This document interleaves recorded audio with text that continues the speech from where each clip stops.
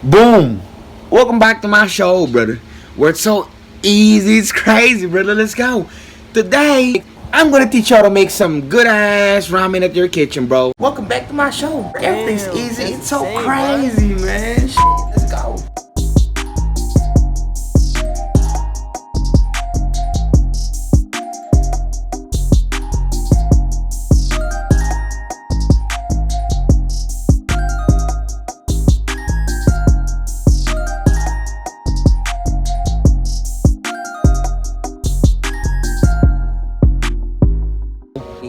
But an easier way to do it.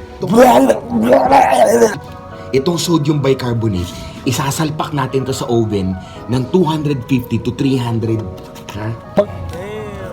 Katapos ng 1 oras sa oven, guys, pag naging sodium carbonate na to, ang tawag na dito ngayon is, yun nga, sodium carbonate. Pero ang tawag dito in layman's term is alkaline salt.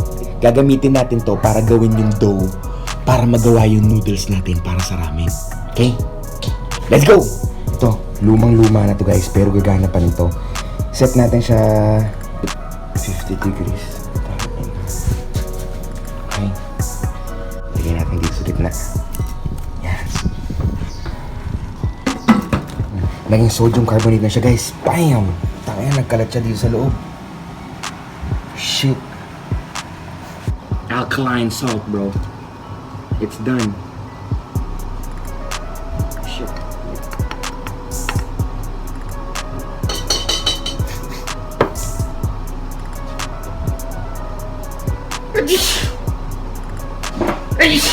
Woo!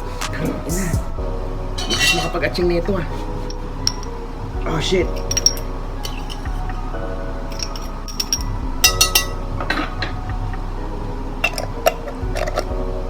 Yan. Alkaline salt, bro. Done. So for the taray sauce, bro, itong mga to, ito yung magbibigay ng base para sa ramen natin. Ang taray sauce kasi, yan yung salty base o yung nilalagay muna dun sa ilalim ng ramen. Pinaka magiging base ng taray sauce natin. Yan. Soy sauce, bro. Magre-reduce tayo ng soy sauce ngayon. Gamit din tayo ng liquid seasoning, guys.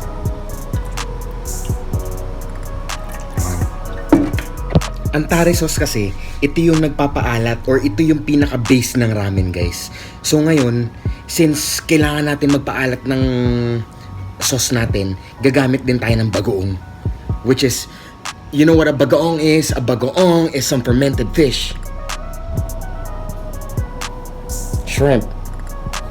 Something like that. I have here some fermented bagoong. I'm gonna add in this to the mix. There we go. I'm gonna add in some gourmet tuyo, which is some dried fish on some oil, but we're not gonna add some oil out here. We're just gonna add in the dried fish, brother. Boom. Ngayon, guys, titikman na natin yung taro natin. So, kuha tayo ng 1 kutsara dito. Mga 2 kutsara lalagay natin sa tubig. Kasi itong tare na to, sobrang alat nito. Para malaman natin kung tama na yung lasa niya, kailangan natin siyang i-dilute sa tubig dito. Tapos doon natin malalaman kung tama yung ginawa natin. Tinatawag nilang soy sauce based tare. Hindi tare ng manok ha, tare pang ramen, guys.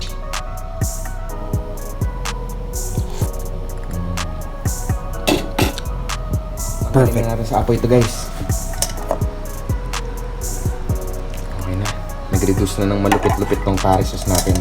Ngayon, nilagay na natin sa lalagyanan.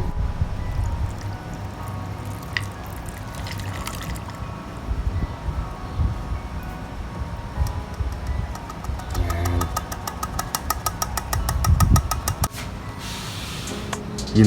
You know. Yan ang taray sauce natin, guys. Yan ang pinakamalupit na ginawa nating homemade taray sauce, brothers and sisters.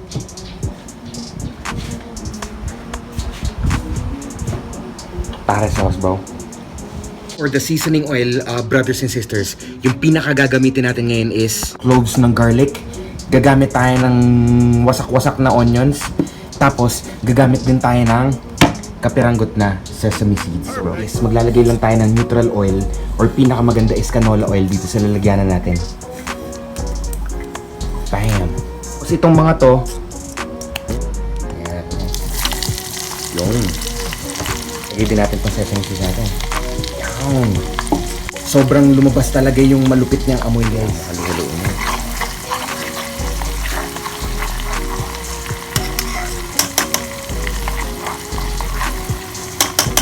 Sa pantry, guys, meron pa pala tayong pwedeng idagdag at swete seeds, bro. Haluin natin. Umuulan, hindi tayo pinagbigyan. Buti na lang, tapos na tayo, guys. Mabilis na kasi maluto ang atswete.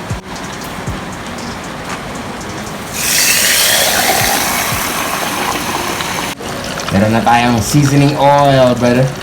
Kanina medyo umulan, nagkaroon tayo ng konting problema, medyo konting delay. Pero ngayon, tuloy na naman ang ating vlog. Meron tayong 200 grams ng flour. Lalagyan lang natin siya ng bilog sa gitna. Tapos meron tayong 80 grams ng tubig. Lalagyan natin ang kapiranggot na asin niya. Lalagyan natin ang ating alkaline salt. Lalagyan natin siya sa gitna. Haluin na natin ito.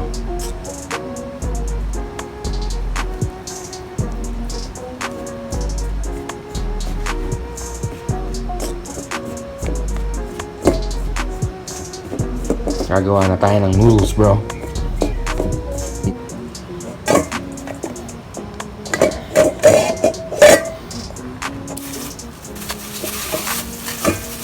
Plastic case. Boom. Lalagay natin to sa ref para mag-sit. Alright, it's been 30 minutes, brothers and sisters, and I got this off the fridge. Now let's knead this and let's turn this into some ramen noodles, bro. Let's go. Fresh dough from the fridge. First, we gotta dust our working area. We gotta try and make this as flat as possible, bro. Woo! Yung pinakamahirap na part. Mapalaban na naman ako dito. Pin natin itong ganyan. Then, let's do another round. Pin natin. Get out again.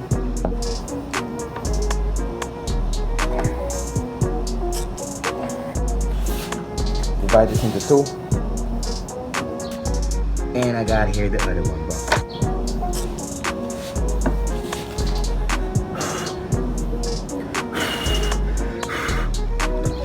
Kapal pa.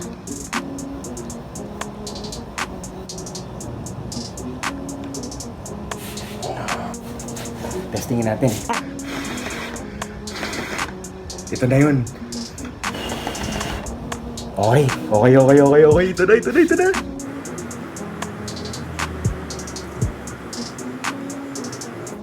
Yun.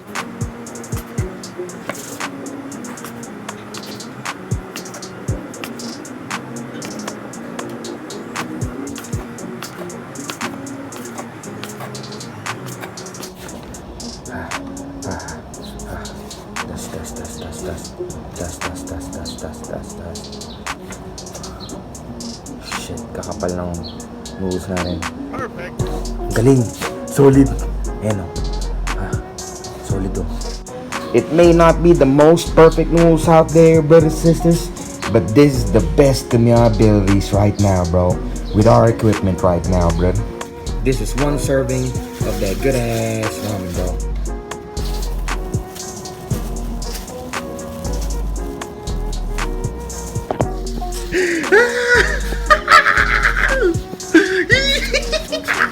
Ramen noodles, bro. Nagawa ngayon tayo ng ramen eggs, bro. Nakita nyo naman tong kumukulo nating malupit-lapit nating kumukulong tubig. Isasaboy natin yung itlog natin dyan. Wow. Tapos yung pinaka-importante, para gumitna yung pula, kailangan mo lang siya ikot-ikotin. Ikotin mo siya. Halu-haluin mo lang siya. Eh, timingan natin to ng 5 minutes para makakuha tayo ng soft-boiled egg, bro. Take this off the heat, bro. Know what it is, man.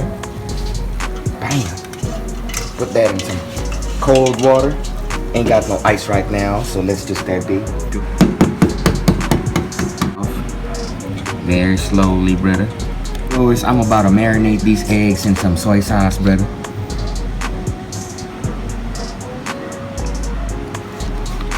Liquid seasoning, brother.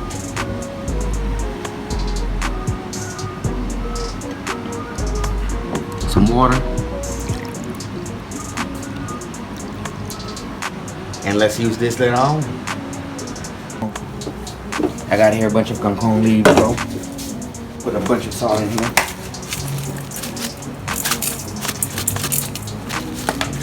Hot water in this kangkong leaves, brother.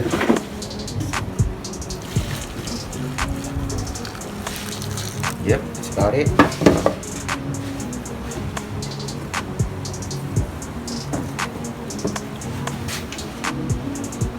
Let that stay for a little bit on the sidelines too. We about to use this later on, bro. This is just a bunch of trash that I found out here in the house. Unfortunately, we don't have that much vegetables out here no more. So we're just gonna add this into the base. This will add in a little bit of flavor to our soup base, brother. I have here a bunch of onion leeks too. Smells good, even though it's, you know, just a little bit out here. Add that in to the mix. A bunch of onion leeks. You know what it is, boy. There we go. See this? Some spring onions, tattered and torn. But that's gonna be okay as well, since we're just gonna use that as a stock base. Don't mind the looks of that carrot, because that carrot will still give you a lot of flavor, really.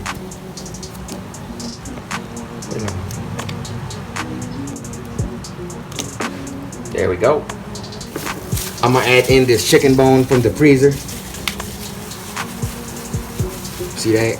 Chicken bones, brother. There's a lot of meat in that chicken bone, bro.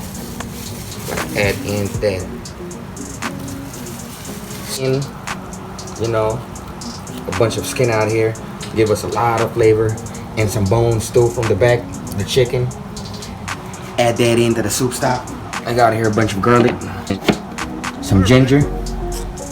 Add that in out here. There we go. Add that too. Here's some garlic, brother. Roll to the mix. The smell is already coming together. We're about to add in this Johnny Walker. Just a little bit out here. Add a little bit of sweetness to that mix.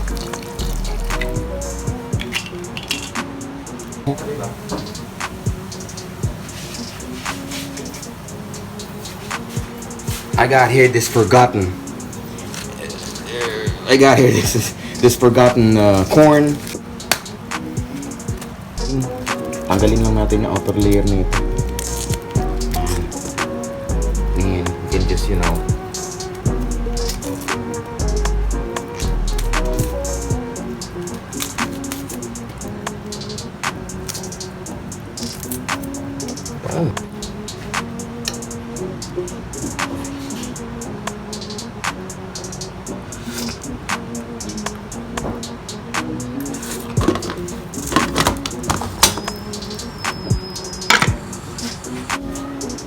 sa ngayon wala pa siyang lasa ngayon eh. Kumbaga para lang siyang literal na parang tubig-tubigan lang na may konting lasang manok. Mamaya gagawin natin ang paraan.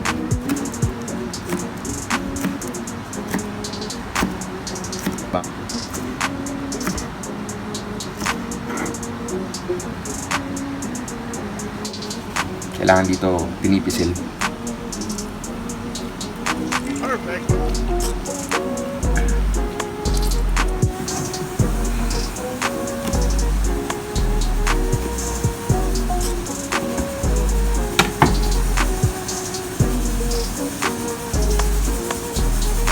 There we go. Boom. So this stock be done already, brothers and sisters. See how tight and torn them vegetables be at already, boy? So this should be good, bro. Boom. So here you go. You gotta, you know, sieve this thing, drain that motherfucking juice, man, because that's what you need in order for you to make that good ass broth, brother. You know, you gotta sieve that thing, make sure all the juice come out of that thing, brother, and that's it. Drain that juice, everything, bro. Throw this in the trash can because we don't need this bullshit no more. Add up. One more. There you go. Because you want a lot of meat on that bacon, baby. Bam. You know what it is, right? There we go. A bunch of seaweed out here. Yeah, assemble na natin ang ramen natin, guys. In a little bit of this tartar sauce that we made yesterday. This will be the soul of our dish. Add in a little bit of the tartar sauce.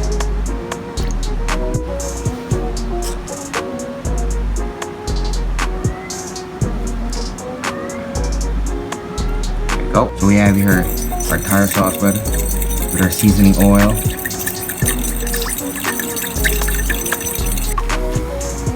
Dry it up ready. Pinadry ko sa sangkanin yan. So out here we have here this boiling water. We are about to add that in. Take out all the excess water because you don't want that in your mix, bro. That's go. Insane, bro. Super hot fire.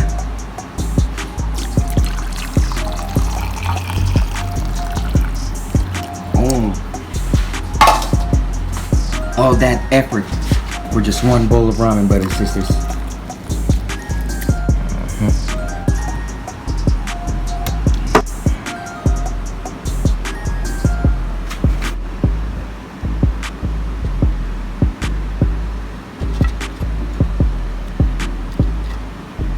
Bacon, brother.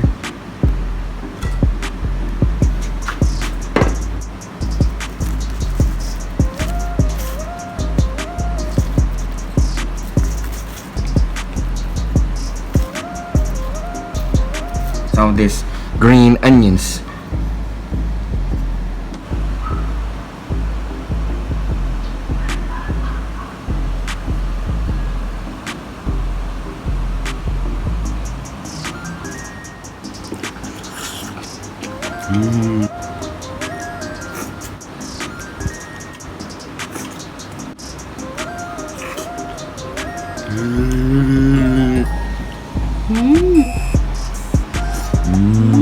Bacon yung bacon.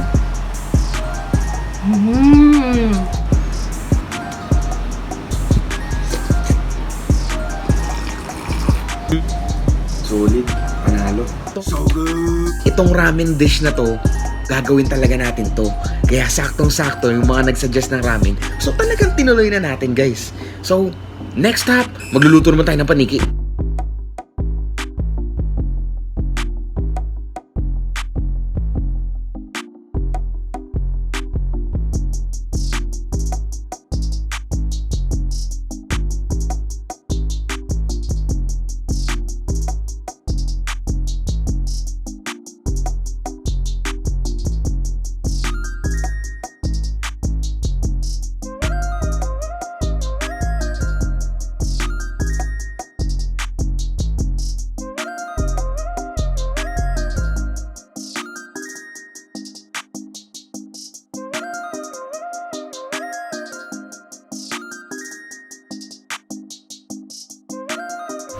How y'all been, brothers and sisters? This is GrocerGenie.ph, the sponsor for this video, brother. You gotta order out here online, so you don't need to go out the house and go to the long lines out there at the grocery store, brother. Just one click away and poof, you got your groceries at your doorstep, bro. Fresh fruits, you got some fresh vegetables out here too. You got some fresh eggs, you got some meat, you know, some coffee and tea, man, some canned goods. And they got some snacks too, brother, and some beverages. Also, you get 100 pesos off if you use my code So Good. That is 100 pesos off if you use my code So Good, brother.